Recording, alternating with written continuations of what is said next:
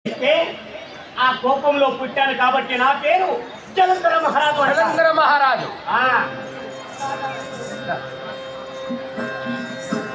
దేవయ చంద్రబావాలను లోమయితకును రావా దేవయ చంద్రబావాలను లోమయితకును రావా దేవయ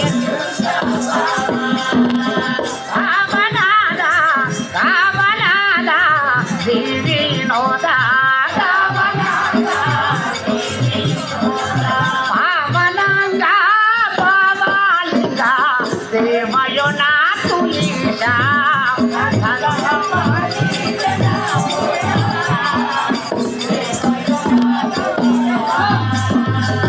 అమ్మా చిత్ర, నా పేరేంటో నీకు తెలుసా?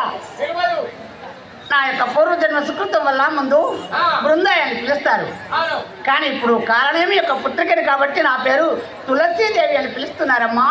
తులసీదేవి. అవును.